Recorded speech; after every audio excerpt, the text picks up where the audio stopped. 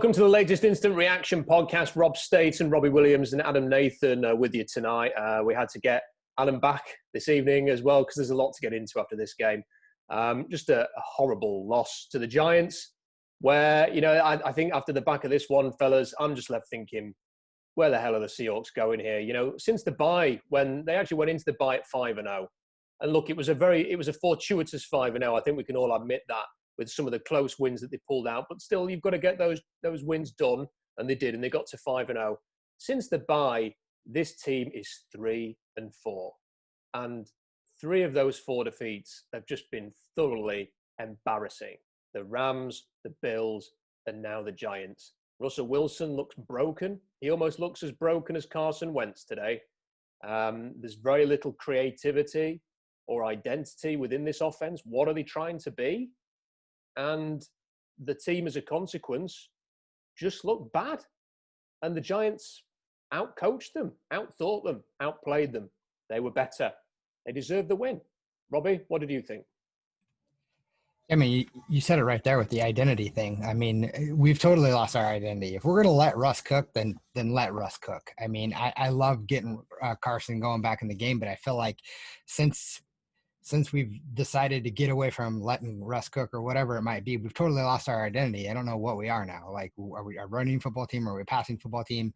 And we just look blah. I mean, I really don't know how else to say it. Like, we're predictable. There's no creativity. Brian Schottenheimer's game plan just makes no sense at all. I mean, this is a game where we should have come out with a game plan to get after it fast, put some points on the board, and make Colt McCoy beat us. This is all on the offense, because the defense, even though they gave up 17 points today, and all things considering, that offense for the Giants got to run the football as much as they wanted because they didn't have to worry about our offense scoring points. If we would put points on the board, then we wouldn't have had to worry about, them running the football very much. They would have had to put the ball in Colt McCoy's hands to win the game. And essentially, at the end of the day, our offense just didn't come to play. We look broken. We look lost. We don't look like we have an identity.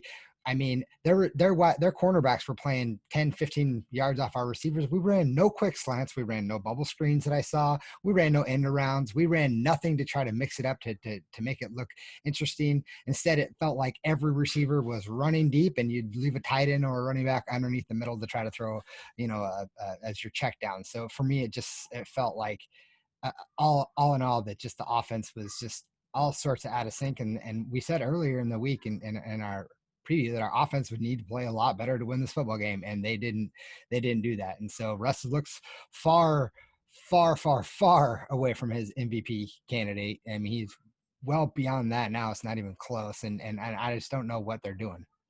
Well, see, the whole thing about let Russ cook is, he threw 43 times today, and I know a lot of that was because they were chasing the game in the end there.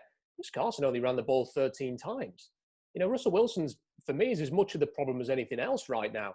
He's not playing well at all. He looks completely shell-shocked back there. I don't know whether he's got injuries or whether it's the punishment that he took, because there was so much reliance on him a few weeks ago, and teams would just start to tee off on him, and he was getting hammered every single week. I don't know if it's the fact that Brandon Shell's not there, but either way, Wilson's not playing well enough to play the way that, you have to sort of go through Carson. I know you don't want to get him hurt, you don't want to get him injured, but you're losing games. Chris Carson ran the ball 13 times at 5 yards a carry today. For me, it would have been far better to sort of almost take a leaf out of New York's book, which is they've not made Colt McCoy throw much at all. 22 times, 16 runs for Wayne Gallman. They ran the ball 31 times in general, which was 9 more times than Seattle. Wilson is as much of a problem as anything with this team, with the way that he's playing right now. Yeah, and let me just say one real quick thing on that, Rob. And I totally agree with you on that. Wilson played like garbage today, but I think it's on Schottenheimer to get Wilson in a rhythm. Like, that's just what I'm saying. Where was the screen, or like the quick screen passes, or like the quick slant passes to get the ball out of his hands quickly instead of 15-yard dropbacks, letting everybody run deep? I think getting the ball out of his hands quickly, let him develop that rhythm, because he was all sorts of out of whack. And so I would have loved to see them try to get him into a rhythm, because he was playing so badly. And, sometimes quarterbacks need to get into that rhythm. Adam, a thought? Yeah, I mean, I think, I'm hardly a quarterback, analyst or whatever, but there's sometimes where Wilson looks so steady, and I think it comes down to his feet. He plants his feet and he climbs up and he moves. And right now, and I noticed this in the Eagles game as well, once he's set, in inverted commas, once he's taken his drop, he's taking he's almost like tap dancing in the pocket. He just doesn't look steady at all. I did see a comment on socials earlier that I thought was quite pertinent, that as soon as Tyler Lockett got banged up last year and the offense didn't really function in the same way without having a guy on both sides, with him and DK to move the chains.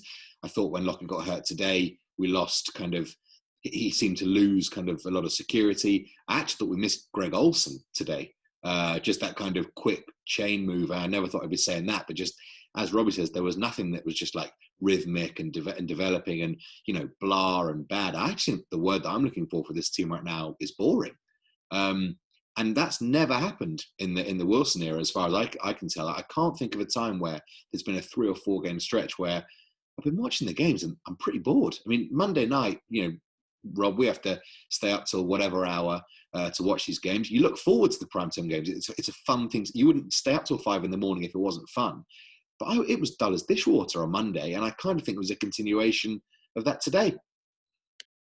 Yeah, completely agree. I think they are boring. They're a boring team to watch. And yeah, they're 8-4, and a lot of teams would love to be 8-4. And I've no doubt, guys, that in a couple of days' time, someone will write an article or post a tweet and it will get a lot of traction that, look, the Seahawks are still 8-4. If they still win out and they still do this, that.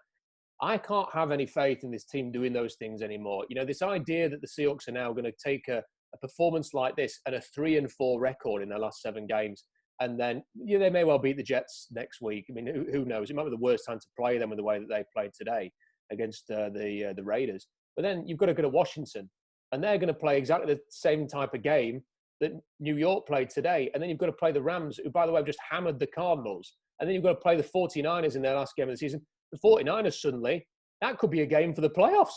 I mean, let's be right. If the Rams have sewn up the NFC West by then, that could easily be a game to determine who actually makes the playoffs. The Seahawks do not warrant this assumption that they're going to be in the postseason at 8-4. We've been here before. This is 2017. Where you've got a record, you expect them to get there, and things just collapse. Things look like they're collapsing. They've relied on Wilson so much over the last few years to get them a base level of wins. And when he's playing like this, and when there are no solutions, and Robbie, you're right, Schottenheimer's not providing any answers on the offense. It's just like, well, hopefully DK Metcalf can have a big game, and that'll be enough. If he's quiet, or he's somewhat limited, or he drops a pass when it's thrown downfield like it was at the end of this game, then you have problems. And I'm looking also, there's 2 other things with Wilson.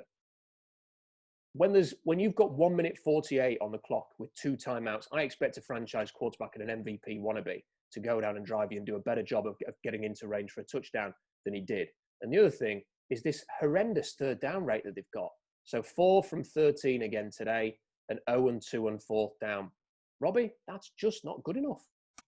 No, 100% not good enough. It's incredibly frustrating. And, you're right. When we've seen Russ do it a million times, though, when we got the ball with 1:48, I honestly thought, okay, that I've seen him do this before, where it's just a terrible game and we're going to squeeze this out. But then again, like that 3rd and 18 call, like everyone go deep and just huck it up for a Hail Mary. What was that? And like, this is what I was talking about earlier. If you want to establish a run and be a running football team, then do it. When you're 1st and 10 inside the goal line, don't throw the ball 3 times. Give Carson a chance to run the football. And that was early in the game, and we had to settle for a field goal. And that ended up turning out to be huge, because if we would have established a little bit more of the run and got Carson inside, and if we would have scored there, we're talking about a completely different ball game. And so it's just incredibly frustrating that Schottenheimer continues to I'm not trying to put it all on Schottenheimer, but I don't understand his game plan and his thought process on why he's doing some of these things. And Carson got you into that range, and all of a sudden you throw 3 times and you're kicking a field goal instead of going for a touchdown. This is incredibly frustrating. I don't really. You can't ever look back at a season and say, well, it's turning out exactly the same way. But they were 8-4 in 2017, and you could just feel in 2017 that things were starting to crumble.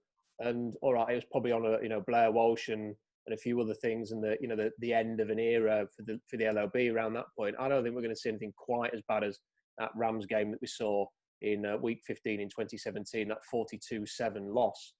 But I'm starting to get this horrible feeling again that this is a team that is just drifting nowhere, that it's going absolutely nowhere, that it's got a few good players, but ultimately it's not a contender. It's, you watch the Steelers and the Chiefs and the Saints and at times the Rams, and you look at this Seahawks team and they just don't, I can't see them getting into a position, if they make the playoffs, to win 3 games and make the Super Bowl. Where are they going? It's funny that 2017 is the one that you're harking back to, because obviously that was another year in which we had the NFC East as a fixture round. And actually thinking about it now, that game, just in its kind of stodginess and boring and frustration, felt quite similar to the at the time Redskins game where they lost to Kirk Cousins, where there's little things like Doug Baldwin doesn't take a knee and they kick a field goal, and Kirk Cousins drives them down, when he was a pretty maligned quarterback at the time, Kirk Cousins, not Colt McCoy level, but no one expected that to happen. And even little things like, DJ Dallas just gather the ball in the end zone. It does strike me sometimes that these professional athletes, when that ball hits the floor, all of a sudden they lose any ability whatsoever, that they've managed to get themselves to the NFL and they forget how to use their hands. But especially a running back. Yeah, I mean, of all the people, and Robbie, you called out Schottenheimer. I don't think there's anything wrong with that, but at what point is it, one step above that? Because it seems to me like Schottenheimer has been a little bit spooked into the way in which Carroll wants to play. And I'm thinking back to the Hard Knocks, when Hugh Jackson is with all of his staff and says, I'm driving the bus.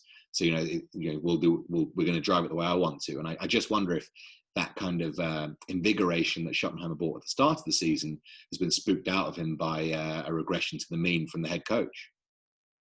Yeah, Robbie, what do you think about that, Robbie? No, 100%. I mean, it starts at the top. You got to put a lot of blame on Pete. I mean, it starts with him, and he's the one. I mean, he said, and we said it a couple of weeks ago when he was like, when he got Carson back, or when we got Hyde back, and all of a sudden he was running, and it was like, he's like, this is the kind of football team you're on. Well, I was a little worried, like, okay, does this mean we're just going to run a bunch of times? Rob, you pointed out that they did throw the ball 43 times or whatever, but I think this is where you're right. I think Schottenheimer, he might be spooked. He's confused on what he should I call a pass, should I call a run? Whatever he's doing, though, it's not working. But there's no creativity in the pass. Like, if you're going to if you want to call a pass play and you want to pick up 3-4 yards, do a quick slant. Like, it was there all game. Like, they were playing so far off, and yet we just didn't seem to run it. We were running that earlier in the season, and it was working. Like, make those corners push up, give DK an opportunity to run past them, or whatever the case might be. But there was no creativity at all. I just sat there and you're right. It was extremely boring. It was a boring game to watch. A boring offense. And this is a team you had to put points on the Giants early and often. So you put the ball in Colt McCoy's hands to beat us. And yet you didn't. You let the Giants hang around and run the football. And then what ended up happening? You run the ball enough, you're going to get holes. And then third quarter came around and they started busting up three plays, 80 yards running. Boom. And you gave them the opportunity. I mean, I can't blame the defense for that. I mean, as frustrating as it was, like, the offense needs to show up and help the defense as well. And you were bailing the defense out a lot earlier, but now it seems the roles were reversed. When I just want to see it come together. Like, defensive unit, offensive unit, special teams all play great on the same day. Yeah, and the defense did give them a chance to win it at the end. And the offense cannot expect to score 3 points, in essentially, what was it, like 6 minutes left of the fourth quarter when they got the touchdown. So that's 3 points right until the very end of the game. And you've got to do more to help the defense there. But I still found it really disappointing to watch a 3-play, 80-yard drive with 3 runs score a touchdown when you've got Colt McCoy at quarterback. You've got to expect that the Giants are going to run the ball. They're going to come after you in that regard.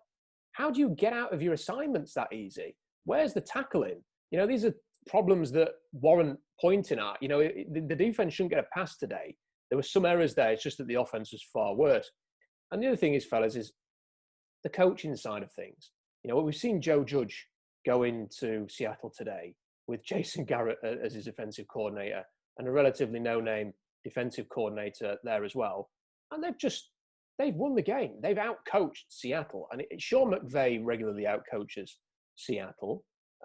We've seen Sean McDonough and Brian Darble and the rest in Buffalo outcoach them. It happens far too often. And, I'm like looking down the list of teams at the minute, and I can't help but be envious. When's the last time the Seahawks outcoached somebody? Is it the Super Bowl in 2013? When is the last time the Seahawks outcoached somebody? Because I'm looking down the list and I'm seeing Buffalo at 8-3. They're playing the Niners. Sean McDonough. I'm looking at the Dolphins, Brian Flores. I'm looking at, the job that Stefanski's doing in Cleveland. They're 9-3. He's doing an amazing job. Baker Mayfield's not a brilliant quarterback, but they're winning. You look at the Titans, yeah, all right, they were awful today, but they've also gone to Baltimore and won. They've also gone to Indianapolis and won. They've won impressive games this year. They haven't just beat up on poor teams like the Seahawks have done. You go further down the list as well. Joe Judge, I think, has done a very impressive job. Matt LaFleur in Green Bay has got his team to 9-3. They were 12-4 last year. Sean Payton seems to win every game that he plays with a backup quarterback. Kyle Shanahan's turned a team from second overall in the draft to Super Bowl, and maybe the Niners are going to go on a run again here, and he's done it with Nick Mullen at quarterback this time. Is it wrong to sort of think, to sort of point a few fingers at Pete and his staff and go, shouldn't we expect a bit more here, Adam? Well, it's funny, I actually tweeted in the middle of the fourth quarter, like, can you think of a game this year that the coaching staff have won you, as opposed to just, individual great, obviously they call the plays and whatever, but something that you can specifically say that was just a good bit of coaching. And apart from Schottenheimer at the start of the year, I can't really think of any. Can you? I can't think of any, and part of me wonders how much of that is the talent of the quarterback. Russell Wilson's not playing well at the minute, but obviously he was playing fantastically well. And yeah, look, I'm sure there are people who study the X and O's, and there's quite a few of them on Twitter, aren't they? I never quite know which ones to trust on in that regard. The ones who you talk about they have all the names for the plays and everything like that, and the coverages and stuff. I'm never quite sure which ones to trust when it comes to those. Where you're getting the best information from, but at the same time, I'm sure they could point to areas where Schottenheimer's done a good job creating opportunities and stuff like this. But, Ken Norton Jr.'s and Brian Schottenheimer and Pete Carroll, but the special teams have had a good year, and again today made a very good play on the punt block. But there just isn't enough, Robbie. We're not seeing the coaches elevate this team, and they have got good players. Why are they not sort of really promoting the good players, coaching and developing the rest? And playing cleaner football. I mean, at the very least, you're going to lose some games. No one expected 16-0 this year. You are going to lose games. Why can't they play clean football? Yeah, it's a great question. And as you're talking about the coaching staff, I'm sitting here reading, Chow posted the post-game press conferences with Pete Carroll, and he used the word uncharacteristic again. I'm getting really tired. Really, really tired. This is what you are, Pete. This is your team. Stop saying it's uncharacteristic. Start telling it how it is and get it sorted. Yeah, I'm getting really tired of that. I mean, I love Pete Carroll, and I'm just he needs to change. And this season can't end quick enough to make that change happen. And I like where you were going earlier, Rob, with this is let Pete be kind of just the head guy, but he needs to loosen some control and let some new blood come in and run the system, and he can just be kind of the face man. But I'm getting really tired of this. It's just uncharacteristic for us. I mean, no, we've seen this all year. It's just frustrating. And yeah, I'm tired of getting outcoached. I literally cannot think of a time where we outcoached a team. And I feel like we've been talking about, we just got outcoached. We got outcoached. And, in the 4 losses, we've got outcoached. And the times we won, it wasn't because of great coaching. It was because great individual performances like Russ or DK or someone stepping up and making a play. And all those games were way too close for comfort anyways. Games we should have blown teams out, or, we talent-wise, we're a much better football team than the Giants. I mean, and that's no disrespect to the team that they have. I mean, clearly their defense came to play today, but I think talent-wise, we have better players. We should have dominated this football game. I mean, I really did expect us to come out, score quick 14, have it be like they're going to have to throw the football a ton. I didn't think they'd get more than maybe some garbage time points and we'd win. And maybe I discredited Joe Judge and the ability that his offices or his staff is able to do. But I mean, it's a discredit to our staff, our coaching staff, to not have a better game plan, to adjust better during the fly. What was with Chad Wheeler coming in and then not getting any help? The first 3 or 4 plays, he got no tight end help or running back chip off or anything. The one time I saw Carson came up, but he didn't actually chip. He just went out. So he didn't actually get any help. It looked like he was going to help. And Leonard Williams or whoever it was just destroyed him. I mean, where's the plan to help a guy who hasn't played in 2 years? I'm frustrated today, fellas. I just cannot imagine ever the Kansas City Chiefs having a game where they score 3 points with 6 minutes left to go in the fourth quarter. I just can't imagine it'll ever happen. You know, that will and whether that's on the staff or Wilson or what or any other function of the offense, I don't know. But I'm treading a very risky line here because I'm going to bring up Arsenal, and Adam's with us, and he might take us on a different course of conversation if I talk too much about Arsenal today because he's a big Spurs fan. We've talked about Arsene Wenger in the past, Adam. Last time we were on, we talked about that. Tell me if this is an overreaction. And look, and Robbie, you tell me as well, because if I'm wrong, I want to be wrong on this. But my worry about the Seahawks is that they're in this ownership flux whereby this owner, who's just given Pete Carroll a big contract, is really a holding pattern to a sale within 3, 4, 5 years. And to get sort of through this period, Pete Carroll and John Schneider are going to be sort of left to it. And that makes sense from an ownership point of view. You know, if I was Jody Allen, I wouldn't necessarily want to be going and making a massive coaching search right now. And the names that are being linked with the likes of Houston and the other teams, and they don't exactly blow your socks off anyway. But my worry is, guys, is that Pete has he may well have reached the end. That ultimately this team is just going to be like this. It's just going to keep going on. They keep going to finishing second at best in the NFC West. You know, they're going to be fairly run-of-the-mill in the playoffs and get eliminated. And yeah, do you know what? We can look back on this 10 years and say, well, you know, in the past, the Seahawks never got to the playoffs, or they never had winning records, or we've never seen anybody like Russell Wilson before. Maybe that will be enough for some people. I understand that. If you want to feel that way, I have no issues with that. But I don't think there's anything wrong with wanting a bit more.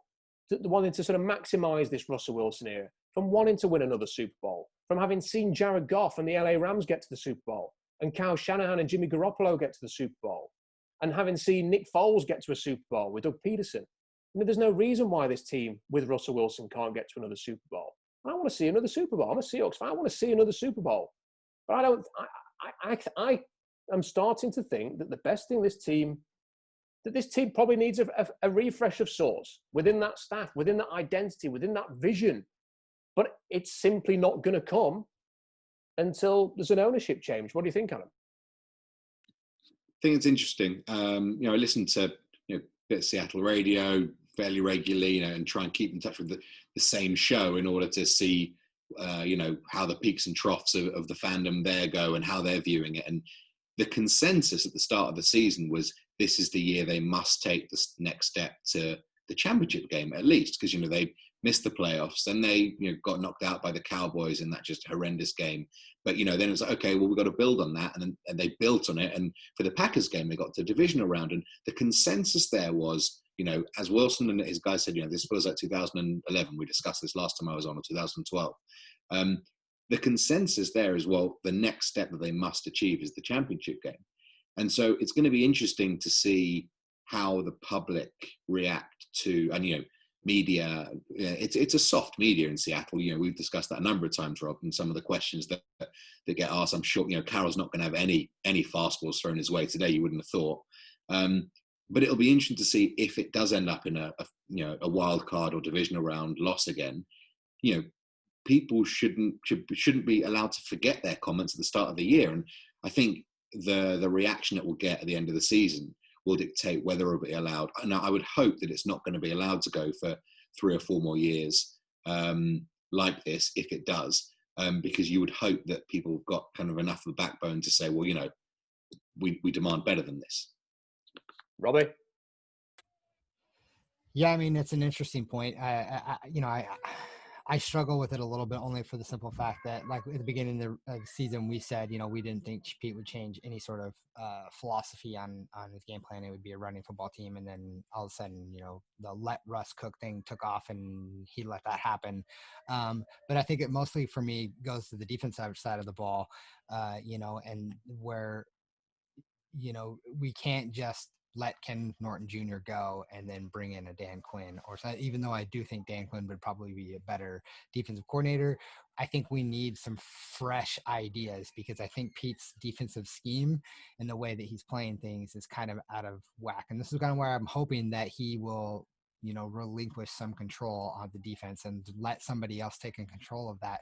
And I don't know if ownership is going to do anything. He literally just signed a new contract extension. So yeah, we might be in this kind of situation, but I have a feeling we probably won't see much. We might see a defensive coordinator change this offseason, and then we're going to let it roll into next season. But after next season, if we kind of have the same mediocre team where we're good and like we have the aspirations of being a Super Bowl team, but it kind of falters again, the second half. And I don't know what happened, but we used to be really good in December, and all of a sudden we just are not very good the last couple of years.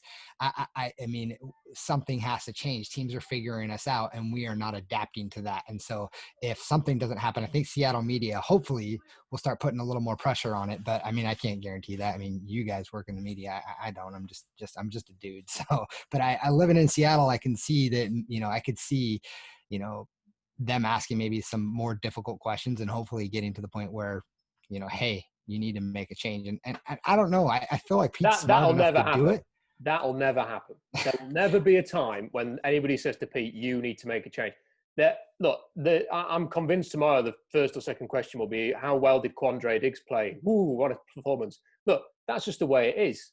That's just the way it is. And I don't think Pete Carroll's going anywhere.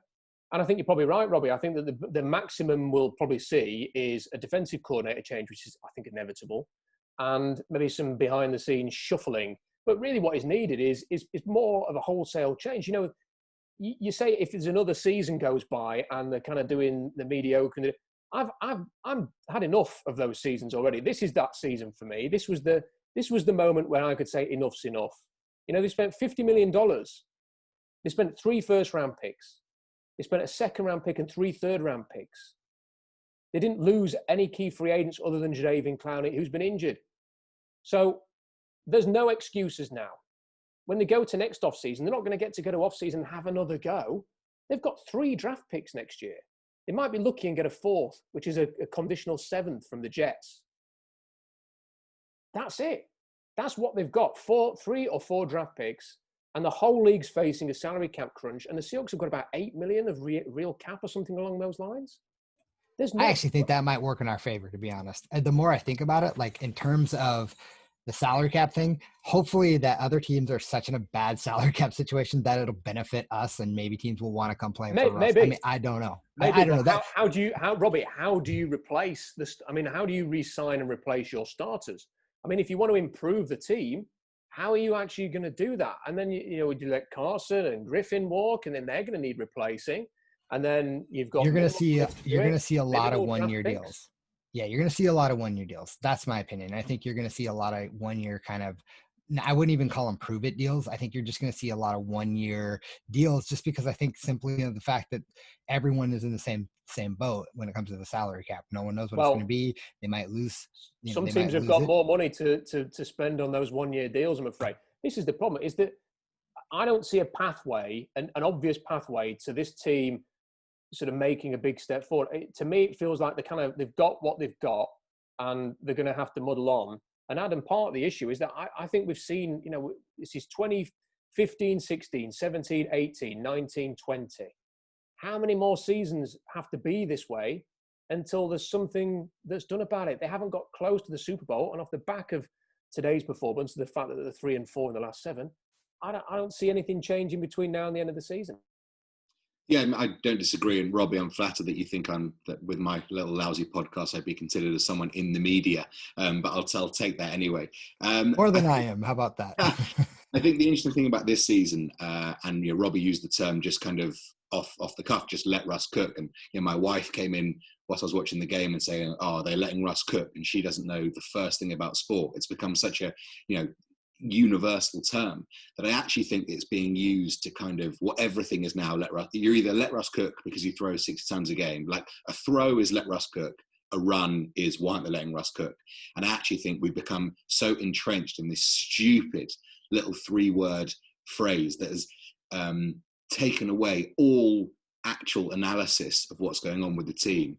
All of a sudden, the run balance versus the pass is that means it's let Russ cook, but it's not actually rushing enough. And I think Chris Carson should have run more, but that can still be within the context of, allowing the quarterback to flourish and giving the quarterback the best opportunity, which they were ironically doing in the first 5 or 6 games of the season when the balance was there, but it was doing things at the right time.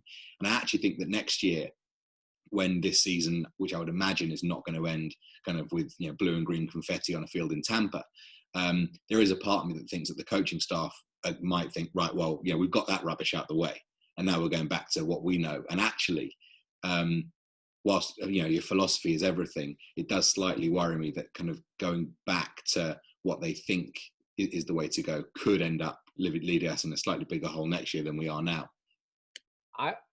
The game today, I was thinking about this as it was squandering along in the third quarter, that if this was 2013, 2014, 2012, then what would have happened at some point late in the second quarter or early in the third would have been, they'd have just handed the ball to Marshawn Lynch. And they would have said, right, Marshawn's only had, 8 carries or whatever. Marshawn's got to have like 25 carries. So we're going to feed Marshawn Lynch. And Marshawn Lynch was talented enough, and the team was built in a way that Marshawn could often turn games. He would take control in the second half. All of a sudden the defense is sucked into trying to stop Marshawn. It makes life very easy for the quarterback, or easier for the quarterback, let's say. And they complemented each other. Whereas at the moment, it just seems like, but with Carson, you want to do that with him, but you're sort of so concerned about the injuries or him getting hurt, or we're going to save him for this, we're going to save him for that. And Carlos Hyde's injured as well, and he's not looking particularly good since that Arizona game. And you don't trust the run enough. You don't trust the run to sort of turn your fortunes, to make things easier for Russell Wilson. It's still all very much on whether he can do it, whether DK Metcalf can do it, whether Tyler Lockett can do it. I don't know why the tight ends, they spend all this money on tight ends this year in draft picks, and they don't ever use the tight end. So to me, it's a huge issue. And I just feel like we're drifting towards an inevitable conclusion. And it really pisses me off to say that, Robbie, because, I want to see the Seahawks win. I want to see them take a step forward. And it felt like this season was the chance to do it with the resources that they had. And I'm just not feeling it. I don't even think I would even bother. Today I was keeping a close eye on whether the Saints are going to win and how are the Packers getting on against the Eagles. It seems almost futile now to do that.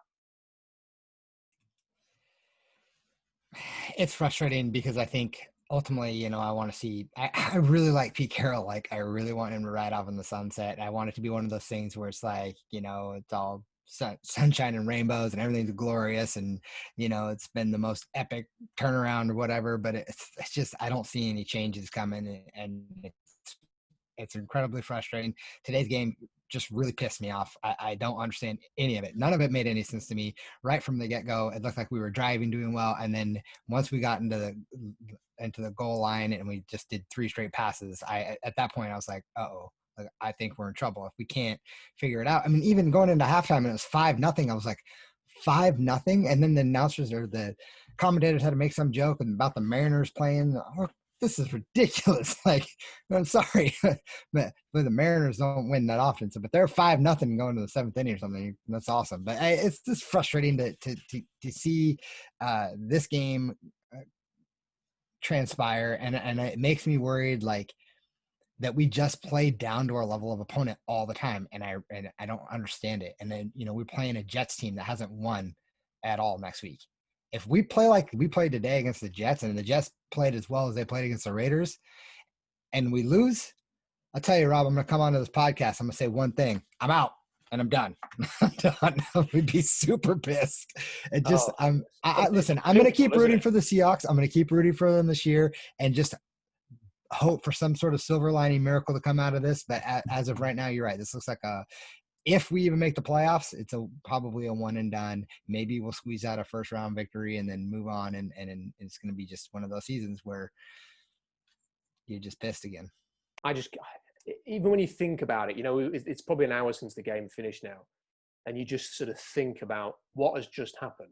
The Seahawks have just lost to a rebuilding team whose quarterback was injured, and they had to start Colt McCoy at quarterback.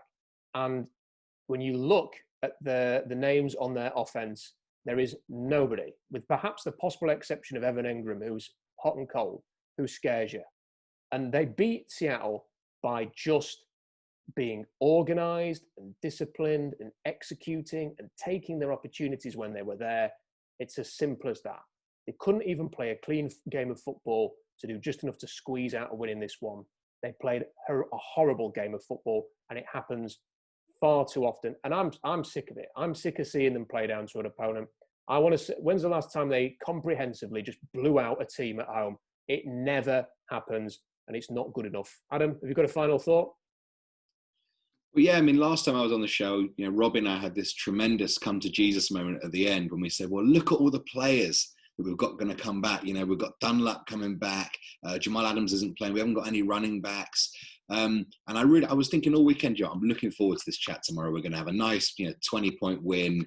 We can look to the future. Robbie and I will high five virtually through the airwaves, and it'll be a great end to the evening.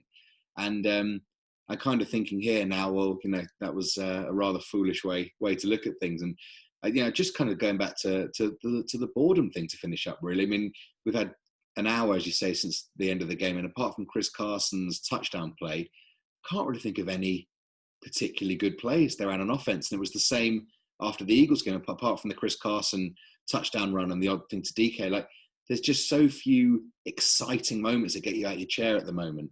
And that's the thing that's most surprising me, because one thing that Pete Carroll's teams are never is boring. And so that's the one thing that I really hope they can snap going into this last run, because if they can, with the talent they've got, I do still think they can hurt teams. But they just need to find a better way of doing it, because right now it's just turgid. There's one last thing I want to talk to you guys about. I've just been looking on Twitter and seeing some of the quotes from Pete Carroll's press conference. So let me see if you can find a theme here. Carroll says he was surprised Giants were able to run it the way they did in the third quarter. Pete Carroll said of the offensive performance, "I'm really surprised this is how we looked." So that's surprised that the Giants could run as well as they did, surprised that the offense was as bad as it was. And then this classic, Pete Carroll said the Seahawks called the timeout on the Giants' field goal attempt on fourth down because they were unsure if they had 12 men on the field. Surprised by the performance of your opponent and just completely disorganized that you nearly gifted the game away on a field goal, which would have given you a chance to come back, to come back and get back into the game, and you call a timeout because you think you've got too many men on the field. It's incredible. It's not acceptable. Somebody needs to say to Pete Carroll, why were you surprised? How can you be surprised? It's your job not to be surprised, or it's your job to surprise the opponent. When has that ever happened from the other way around? I mean, the comments are almost as frustrating as the reality of the loss to me. Just this lack of accountability, this lack of, we weren't good enough, we have to be better, that's unacceptable. And we were just surprised by everything. Everything caught us by surprise. We're surprised that Alvin Kamara was as explosive as he was last year. We're surprised that Lamar Jackson could run all over us last year. We're surprised that the Bills were going to throw it on every down because we've got the worst passing defense in the league. And now we're surprised that the Giants ran it as well as they did. We're surprised the offense was really bad. Stop being surprised.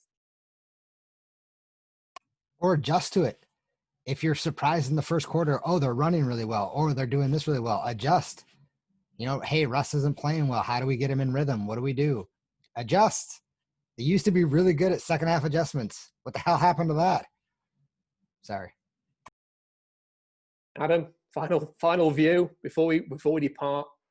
Well, yeah, you do wonder if sometimes Pete Carroll has a glass of water and surprised that it's wet, the way it's going. Yeah, look, it's not good enough, and but I do think ultimately with this stuff, part of his protect the team mantra is it's just lip service at this point, and it's terribly frustrating when you really want to have a hook that you can cling on to and say, all right, I understand that, but you're never going to get anything from these press conferences as much as you'd love to, and you get as much from them, and Wilson's even worse. I mean, I think Scott Van Pelt on Monday night actually ended Wilson's interview in the middle of one of the questions because there were so many cliches that were coming out, which was quite funny. But it is frustrating because after a game like this, you'd love to lash out at something and have a sentence that you can cling on to, but you're just not getting anything from the guy, which on balance has probably done him more good than harm over his career. Yeah, you're right. But remember, fellas, the ideal Christmas gift this year is the Russell Wilson and Sierra perfume, which is now available in all good stores. You're right, Adam, and then Pete Carroll and Russell Wilson will say what they're going to say. I would like somebody to ask the question though of why were you surprised? It's perfectly up to the coach to answer any question in any way he sees fit, and it's perfectly right for a journalist to challenge it in any way that he or she sees fit. So that should be happening, and it isn't. Right, we'll leave it there. I don't know about you guys. I feel a bit better after that. I just feel good after a good moan for an hour after the game. I don't. And I normally let games go pretty quick, but I'm pretty. What you don't understand is Adam is, because Adam's got a bottle of champagne on. You can't see it on the screen, and he's 3/4 of the way through it because Spurs beat Arsenal today. But that will be his silver lining that will get him through the rest of the evening, while the rest of us have to stew on this horror show. And it is 3 horrible losses, and I can't even get excited about the Jets game next week, because even if they win, it's the Jets. You see the Jets at the end of the game today, they basically just gave the game to the Raiders so they can have Trevor Lawrence next year. I bet you anything that's what it was. Let him go. Let Henry Ruggs just run down there and catch that touchdown, because it's fine. It's fine. Ownership getting the call into the headset. Let it go. Let them score. Get Big Trev in New York. Anyway, we won't have to see him next week. It'll be Sam Darnold instead. Seahawks 8-4. Miserable game. Let us know what you think about it in the comments section.